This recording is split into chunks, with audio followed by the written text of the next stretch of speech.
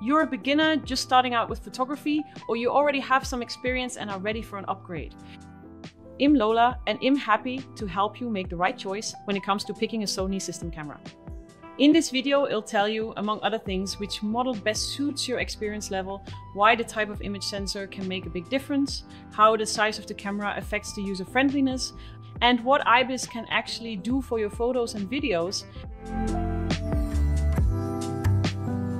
When choosing a Sony mirrorless camera, it's useful to consider your experience level or how you plan to use the camera. Sony has a suitable camera for everyone. For example, if you're just starting out with photography or you're a bit more experienced, the cameras from the A6000 series are a great place to start. They're easy to use and compact, perfect for traveling, for instance. Although the image quality is a little bit lower, for the enthusiastic hobbyist or the professional, the full-frame cameras from the A7 series are a better choice. These cameras have a larger image sensor, which makes your photos look fantastic.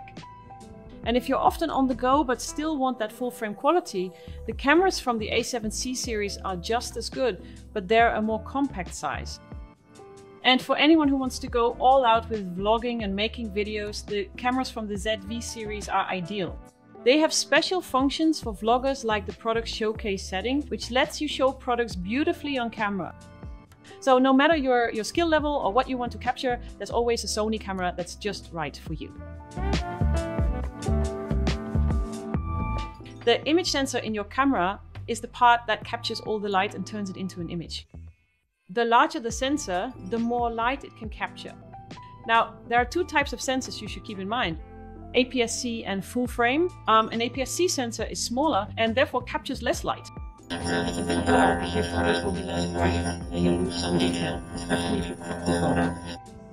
A full frame sensor, on the other hand, is a bit larger and it picks up even more light, even when it's a little dim.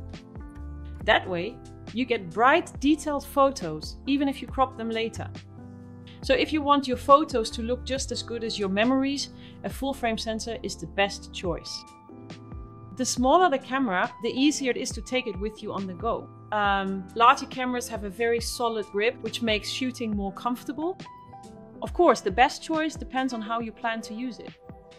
We have cameras in different sizes, which we divide into 3 size categories: small, medium and large.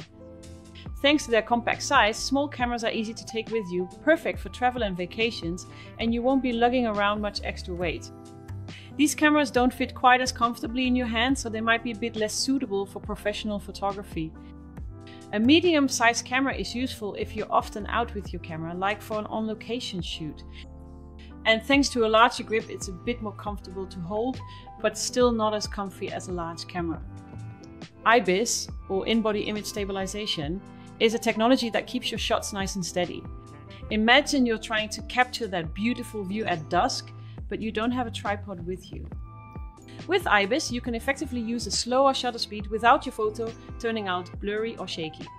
And if you love shooting videos, IBIS makes sure your footage looks smoother without those annoying jerky movements.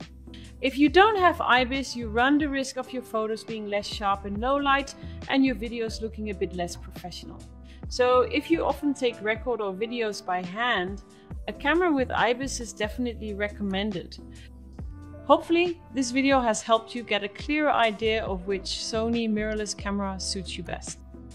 Whether you want to capture a travel adventure or snap the perfect photo, there's always a camera that's just right for you. Still have questions? Feel free to let me know in the comments below. Thanks for watching and see you in the next video. Take care!